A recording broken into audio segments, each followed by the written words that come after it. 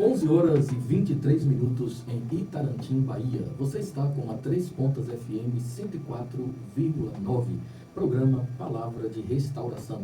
Hoje, excepcionalmente, nós estamos ao vivo, a partir de agora, e temos o privilégio de receber a professora Yara Cajá.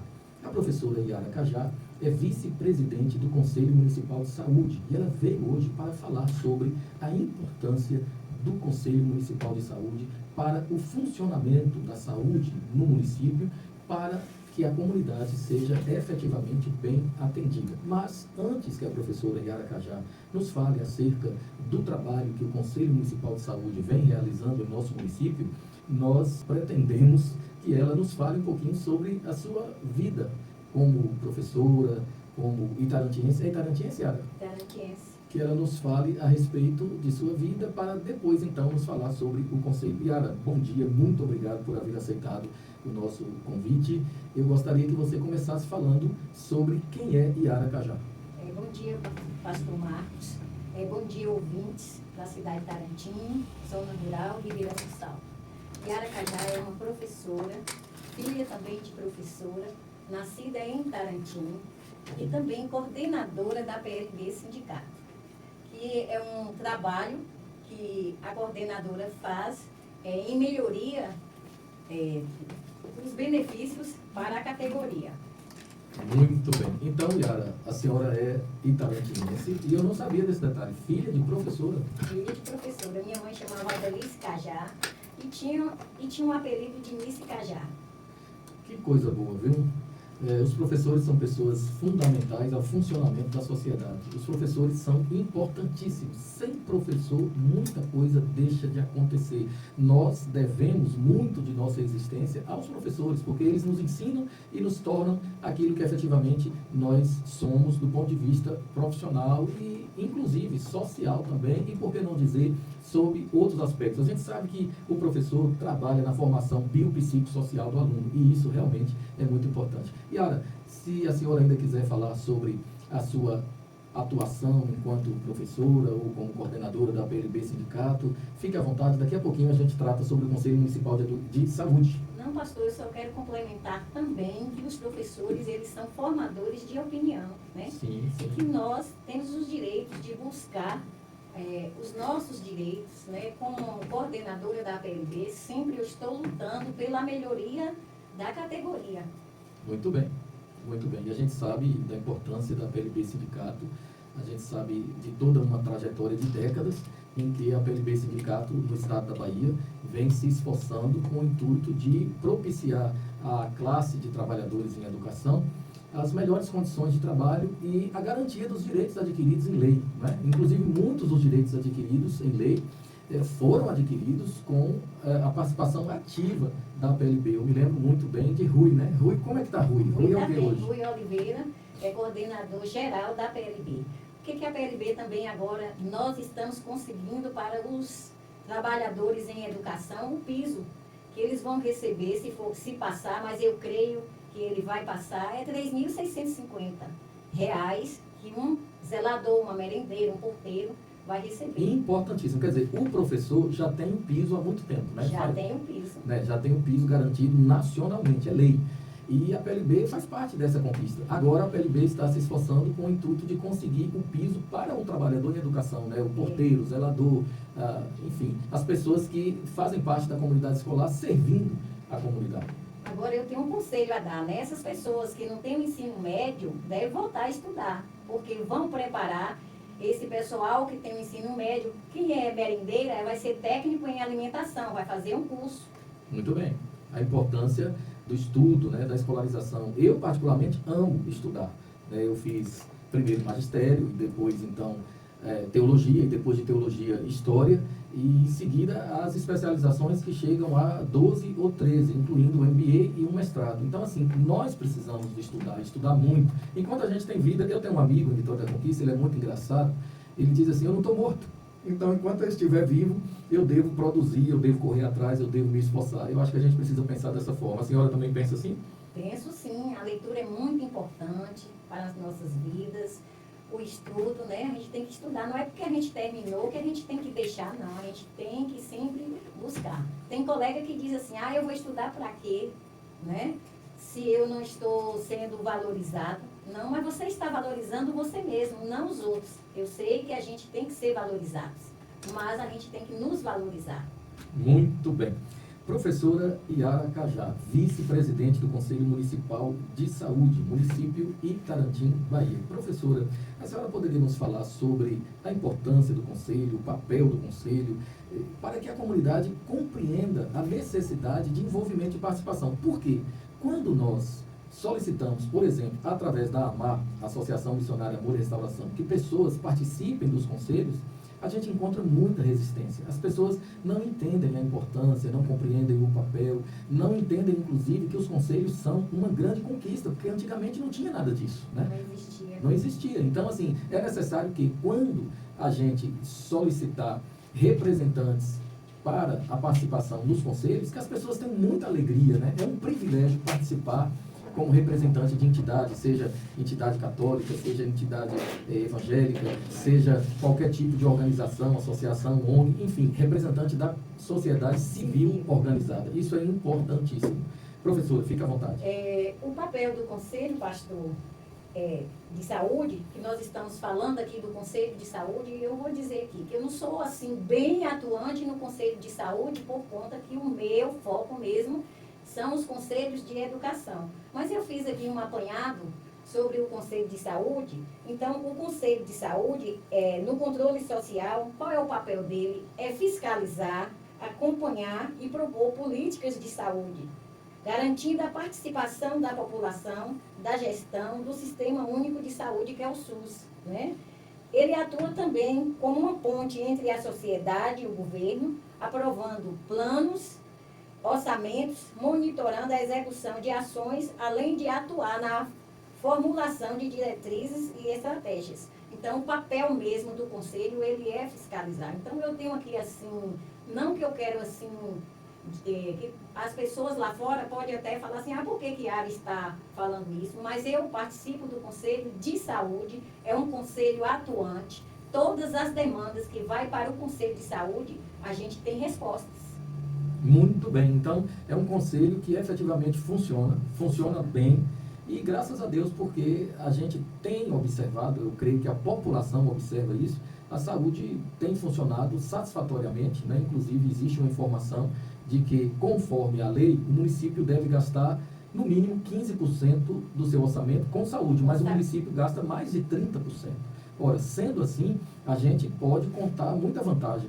Significa que o nosso município vai muito bem na área de saúde, e ainda que isso não seja amplamente divulgado nos meios de comunicação, a população percebe, né? É claro que certamente há coisas que precisam melhorar, porque a demanda é sempre crescente, mas a gente observa sim que existe um avanço significativo no funcionamento da saúde em geral. A senhora concorda? Concordo, sim. A única coisa que não vejo oposição também que o conselho, a gente tem as reuniões, mas a secretária, ela não se opõe, é dentro da Secretaria de Saúde, o que deveria ter uma casa dos conselhos, né? Para a coisa ficar melhor ainda, para que fale assim, por que está dentro da secretaria? Então, tem que tirar esses conselhos de dentro de secretaria. Tem que ter a casa dos conselhos. Sim, porque a senhora diz isso porque cada conselho é independente, é soberano, é isso? Soberano. Cada conselho é autônomo. Ele então, é autônomo. Assim, ter um espaço físico para o funcionamento de todos os conselhos significa independência, é isso? Independência, Ele tem que ser independente, porque ele tem autonomia, né? Para fazer o que que o conselho deve fazer. Não, nós não podemos, por exemplo, a secretária vir, eu quero isso, não. Quem resolve ali são os membros do conselho.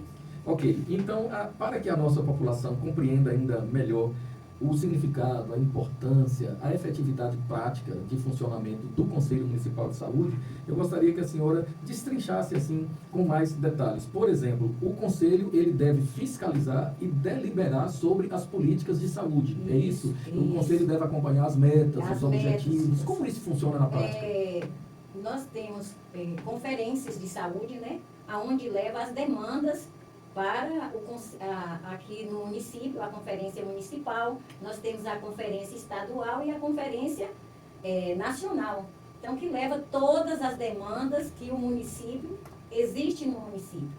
Então, aí vai para a conferência estadual para depois levar para a conferência federal.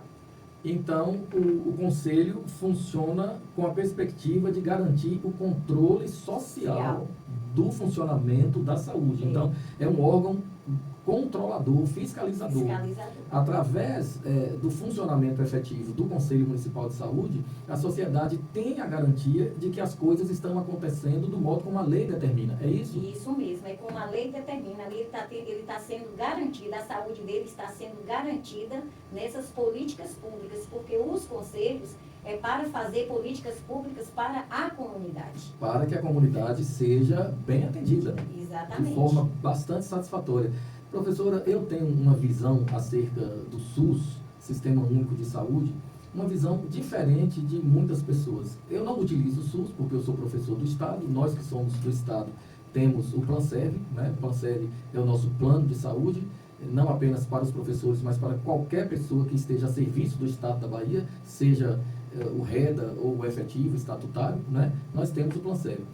Mas eu observo que o SUS, ele dá conta de muita coisa. O SUS é muito grande, muito poderoso, muito forte. É claro que há muitas demandas que não são atendidas satisfatoriamente. Mas eu fico pensando assim, por exemplo, gente, o SUS mantém hemodiálise em Tapetinga, em Conquista, em todas as cidades consideradas polos regionais. Quanto custa a manutenção de uma clínica de hemodiálise? É muito dinheiro, né? Quanto custa o tratamento de câncer? É muito dinheiro. Uma cirurgia complexa, caríssima, e o SUS cuida de tudo isso. Trocar um coração, fazer manutenção no coração, trocar um outro órgão qualquer, fazer manutenção no órgão, enfim, é uma complexidade enorme. E o Brasil é um país gigantesco. O Brasil é um verdadeiro continente. E o Brasil consegue, através do SUS, atender grande parte da população. Eu sei que muita coisa precisa melhorar, mas assim, se a gente comparar o Sistema Único de Saúde do Brasil com o de outros tantos países, a gente vai chegar à conclusão de que o Brasil vai bem nesse quesito. Vamos comparar, por exemplo, com os Estados Unidos ou com qualquer outro país rico, considerado de primeiro mundo, na Europa. Quando alguém vai, por exemplo, visitar um país europeu, primeiro que precisa pagar o seguro de saúde, né?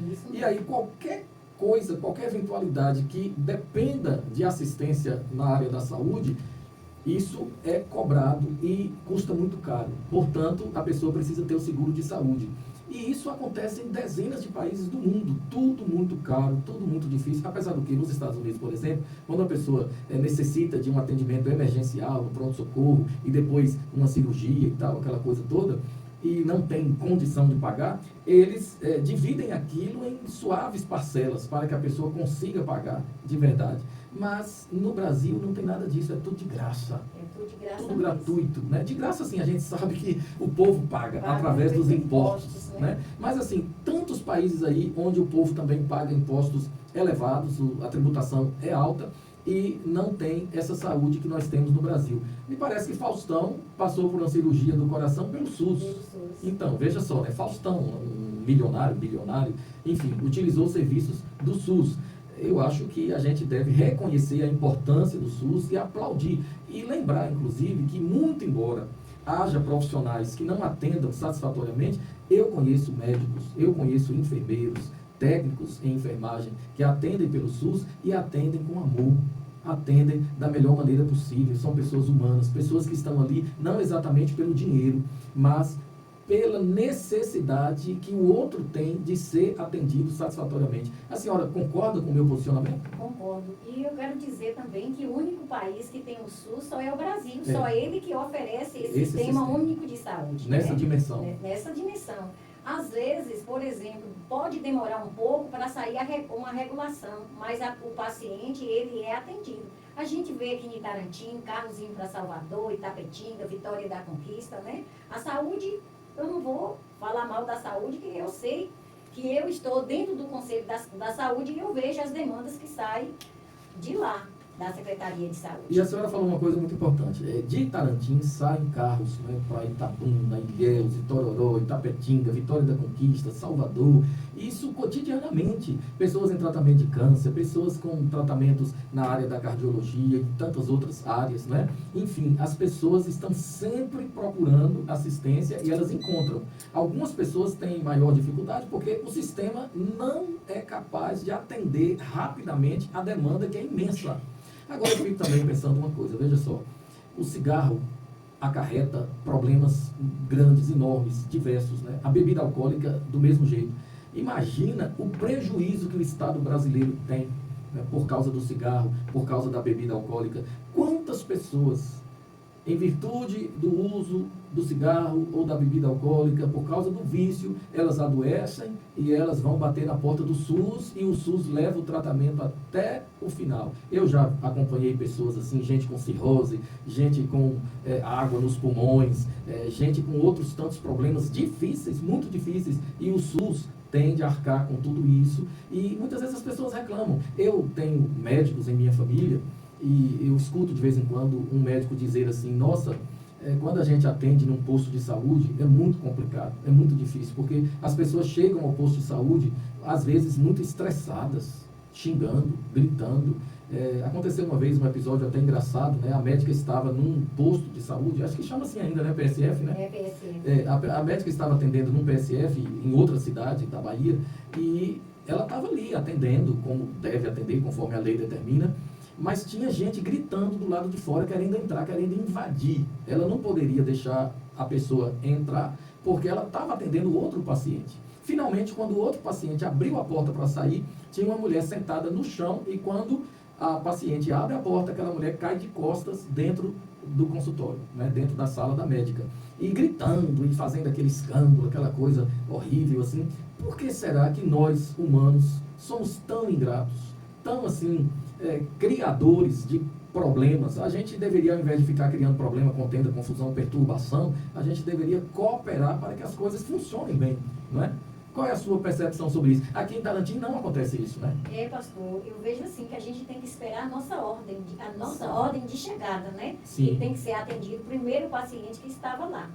Então, a gente tem que saber esperar. E a gente tem que cooperar realmente, mas quando a gente encontra a pessoa que quer essa cooperação nossa, essa participação. Mas tem pessoas que não aceitam. Por exemplo, a PLB mesmo, às vezes, eu acho que ela é mal vista, porque às vezes não aceita a nossa opinião e sabendo que a gente está certa, quer fazer da forma que quer. Mas nem toda regra tem exceção, eu não estou dizendo com todos. Então, eu quero deixar aqui bem claro, no Conselho de Saúde, que demandas, que as pessoas levam as demandas para o Conselho, a gente, nas nossas reuniões, a gente coloca essas demandas e são resolvidas. Aqui mesmo teve um caso de um rapaz que já estava agressivo, estava agredindo as pessoas na rua, e foi levada essa demanda por uma pessoa da comunidade e foi ouvida. E o rapaz está em tratamento, acho que em Itabuna. Muito bem. E uma coisa assim importante dentro da sua resposta é que realmente a gente precisa aprender a respeitar limites, respeitar a ordem estabelecida. Isso vem de Deus. Deus, o Criador, tem essa organização no reino espiritual e trouxe esse modelo ao planeta Terra. O próprio Deus incutiu isso na consciência da humanidade. A humanidade se organizou socialmente dessa forma como nós conhecemos, dessa forma como está estabelecida há milênios, né? E sempre procurando melhorar. E isso vem de Deus, a ordem, o respeito aos limites. Quer dizer, o meu direito acaba quando começa o do outro. Acho que é mais ou menos assim a expressão, né? Eu preciso respeitar o direito do outro, eu preciso entender que vai chegar a minha hora e eu preciso ter educação, ter paciência para que as coisas de fato aconteçam da melhor forma possível. Então, assim, eu dei um exemplo de algo que acontece Brasil afora e eu me referi a um caso verídico ocorrido em outra cidade, não foi em Itarantim, mas em Itarantim a comunidade responde bem, a comunidade reconhece a importância do funcionamento da saúde no âmbito municipal. Isso que a gente está falando, né? Como que a saúde dá conta, né, de tantas demandas, hemodiálise, tratamento de câncer, tratamento na área de hemodinâmica, que é o tratamento cardíaco, né? Tem muito cardiopata que depende exclusivamente do SUS. Enfim, a comunidade responde bem? Eu Eu acho que sim, que responde bem. Eu acho que quando eles têm essa dificuldade, eles procuram o conselho de saúde, né? E a demanda é resolvida. Eu vejo lá, eu fui lá hoje até marcar um exame e vi que as pessoas estavam ali marcando seus exames, faz aqui em Itarati, porque vem médico de fora para aqui, e tem as outras clínicas, tem a Policlínica, no Vitória da Conquista, tem Itabuna, que o pessoal leva para Itabuna, para os hospitais de lá, tem Salvador. Então eu vejo, só se as pessoas talvez querem assim um exame na hora, e nós sabemos que as coisas não acontecem aqui, não acontece da forma que eles querem, então nós, não é particular, nem no particular acontece, então nós estamos falando do Sistema Único de Saúde, tem que ter vaga, então a gente tem que ter, esperar, né? Tem que ter consciência que isso não acontece de um dia para o outro, então tem que existir vaga para que essa pessoa possa ir fazer seus exames. Antigamente, a senhora é do Estado e sabe o que eu vou dizer. Quem conhece o Estado na área de saúde, o Planserve, vai concordar comigo. Antigamente, quando nós entramos no Estado, eu entrei em 1990, o Planserve atendia muito melhor do que atende hoje. Eu acredito que isso se deve também à demanda. A demanda aumentou muito. E quando a demanda aumenta muito, às vezes o sistema não dá conta e começa a demorar mais na marcação de consultas, na marcação de exames, principalmente, né? Quando os exames são mais complexos, então o Planserve procura, de alguma forma, controlar o fluxo para que consiga dar conta do recado. Eu vejo também por aí, né? Eu sei que há outros fatores, mas assim, no tocante ao SUS, tem também demora para exames complexos, no Brasil inteiro, e as pessoas sempre reclamam, mas não apenas no SUS. Quem tem plano de saúde, muitas vezes precisa entrar na justiça para conseguir uma cirurgia, para conseguir uma tomografia, para conseguir uma ressonância. Às vezes a pessoa precisa apelar, precisa telefonar várias vezes, né, solicitando que aquilo seja urgenciado, etc, etc. Mas assim, professora Yara Cajá, quais são as principais dificuldades observadas pelo Conselho Municipal de Saúde no que diz respeito ao funcionamento da saúde local? Quais são as dificuldades? As dificuldades. Eu vejo assim, que são as demandas, né? Que às vezes tem muita demanda e aí muitas pessoas ficam sem ter uma marcação de exame rapidamente, eu vejo isso. E quero assim também dizer aqui que quando viesse essas carretas de exames, que as pessoas deixassem o povo fazer, porque aquilo ali é benefício para o povo. Não só estou falando de Tarantim, que essas carretas elas estão em todos os municípios, né? Então que isso também vai servir para a população de Tarantim. A senhora tocou num ponto que me fez lembrar outro assunto. Nós temos em Tarantim a AMAR, Associação Missionária Amor e Restauração, que funciona desde o dia 18 de abril de 2010. Já está perto de completar 16 anos, portanto, né? A AMAR tem se esforçado ao longo desses anos todos no sentido de cooperar com as pessoas mais carentes. A AMAR já construiu casa, a AMAR já fez distribuição de roupas, calçados, acessórios. O saudoso Márcio de Lia Modas, né? Ele doava caminhões de coisas da ponta de estoque. 3, 4 vezes ele doou caminhões. Pastor, eu tenho um caminhão de tudo que o senhor pensar, sapato, roupa, acessório, um monte de coisa, para o senhor fazer doação às pessoas que precisam. Então a gente ia para o Bob Kennedy, a gente ia para outros lugares e tal e tal. A AMAR sempre se esforçando no sentido de ajudar, levando pessoas a centros terapêuticos, né, centro de recuperação para drogaditos ou viciados em bebidas alcoólicas. Enfim, a AMAR, ela se esforça com o intuito de melhorar o funcionamento social. E não apenas a AMAR, a Igreja Católica faz isso muito bem, através das pastorais. A Igreja Católica sempre de parabéns no mundo todo, porque se preocupa também e efetivamente com a área social. Isso me faz lembrar a ex-freira, filha da nossa amiga Deja, merendeira aposentada do município.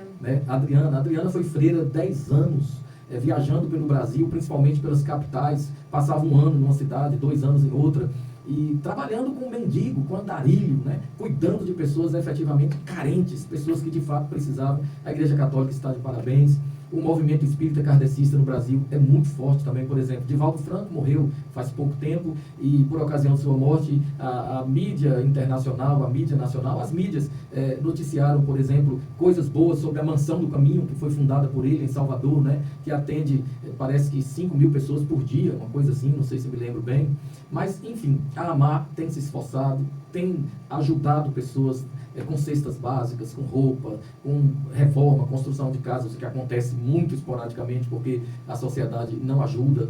A ajuda que a AMAR recebe da sociedade é ínfima, é muito parca, bastante pequena. Tem apenas uma empresária, professor Yara, que realmente ajuda a AMAR e faz a AMAR funcionar desde 2010, mantendo a alimentação das crianças e adolescentes, porque a AMAR, desde 2010, de segunda a sexta-feira, oferece janta para crianças e adolescentes. Eu fui cozinheiro da AMAR, 2 anos mais ou menos. Depois, a sua amiga, nossa amiga, professora Luciene Pereira, né, entrou como cozinheira e coordenadora, outras pessoas passaram por lá. Hoje nós temos 3 merendeiras e já tivemos 84 meninos que jantavam todos os dias, de segunda a sexta.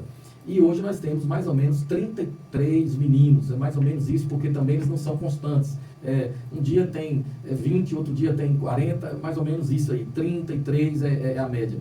Mas a sociedade precisa entender a importância desse trabalho social, esse trabalho filantrópico, a importância de ter a AMAR, de ter as pastorais da Igreja Católica, de ter outros movimentos, como por exemplo o Gordo da Farmácia, presidente do Sindicato de Produtores Rurais, eu acho que é isso, né? Rurais. E o sindicato traz coisas boas para o município e a gente precisa entender o valor disso, reconhecer a importância disso, porque nós estamos aqui para servir.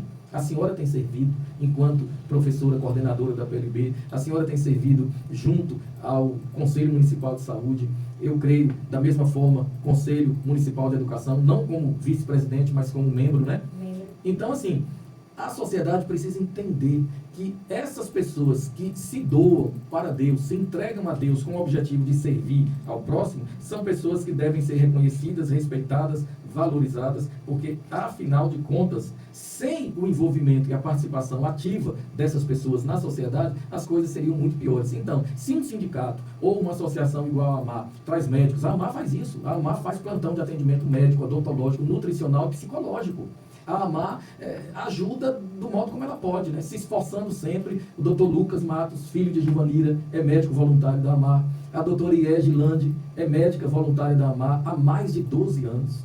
A doutora Tami Andrade, que é esposa de um sobrinho meu, é médica voluntária da AMAR. A minha filha, psicóloga Lorena Andrade, voluntária da AMAR. A minha sobrinha, Bruna Andrade, nutricionista, voluntária da AMAR. Enfim, nós temos vários voluntários na área da saúde, na área da educação, pessoas que estão para servir. E às vezes eu percebo que a sociedade não enxerga isso, ignora isso. E é importante reconhecer o valor, né, o significado que tem o trabalho social. Então, quando alguém promove alguma coisa em benefício da sociedade, isso deve ser aplaudido, reconhecido e valorizado. A senhora concorda? Eu converso demais, né? Se deixar, eu vou longe. Eu concordo, pastor. Agora é o seguinte, esse trabalho também tem que ser divulgado.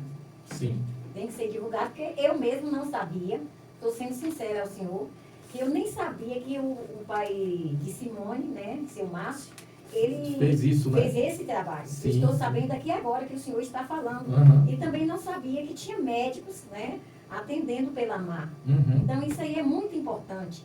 E eu acho que muita gente da comunidade também, eu acho que não estava sabendo. E agora eles vão ficar sabendo. E pode ter outras pessoas também para fazer essa, tipo assim, uma doação para atender as pessoas mais carentes, né? Sim. Poderia, eu não sei se a AMAR também oferece estudos para esses meninos carentes, porque tem mães que não têm condições de pagar uma banca. Né? Yara, inclusive esse é um projeto da AMAR que não saiu do papel, quer dizer, saiu do papel no ano de 2013, na gestão do saudoso Dr. Paulo Fernandes. Eu conversei com o Dr. Paulo na época, pedi a ele que disponibilizasse uma professora da rede municipal para fazer esse trabalho.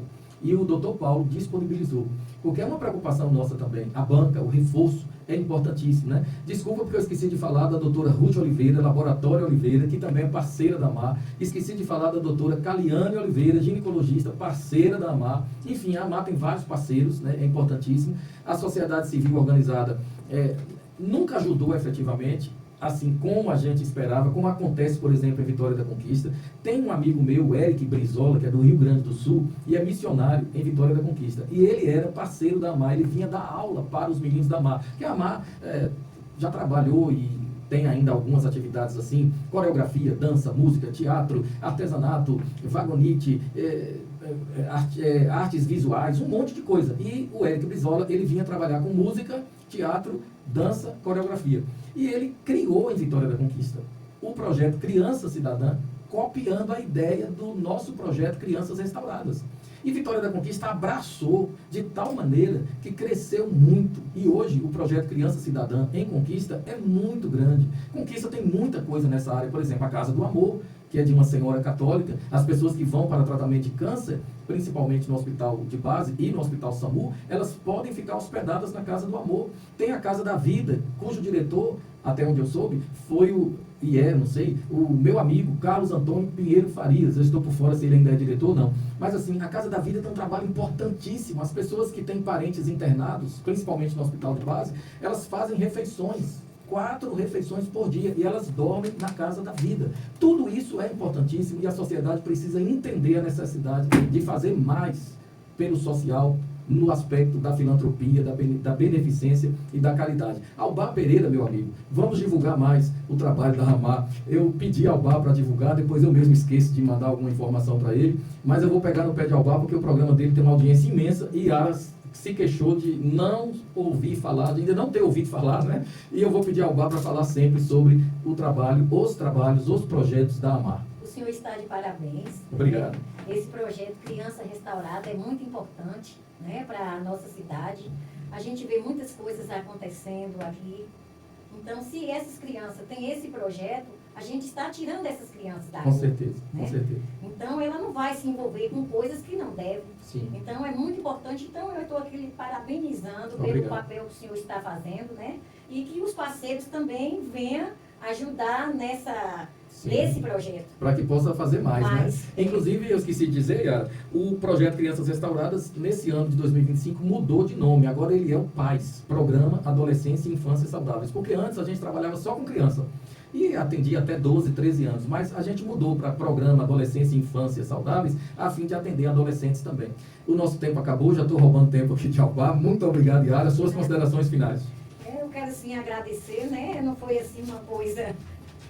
porque eu disse que eu estou bem integrada nos conselhos de educação. Na saúde eu estou lá como vice-presidente, mas como conselheira eu estou também atuando junto com meus colegas que estão lá, conselheiros. E foi muito bom, pastor, que o senhor fez isso hoje aqui. E os outros conselheiros, presidentes, deveriam também vir colocar aqui, fazer as suas colocações sobre o conselho, tanto de educação, merenda escolar, Fundeb, né? Da criança e do adolescente, né? Que do CNDCA, né? Também da criança e do adolescente. Sim. E eu creio que Ítala vai estar aqui. Ítala confirmou. Alguns conselheiros, alguns presidentes não quiseram participar, mas alguns confirmaram. Eu creio que os de amanhã virão, 2, né? A gente tem o objetivo assim de mostrar para a sociedade a importância dos conselhos. É só isso. Mas o CNDCA também é atuante. Muito bem. Professora, muito obrigado. A sua participação foi muito importante, não é, Letícia? Letícia Andrade ali comandando a mesa de som. Deus abençoe. Albar, meu amigo, você está chegando aí, hein? Desculpa, tomei um pouquinho do seu tempo. Gente, continua ligado aí. Albar tá para chegar.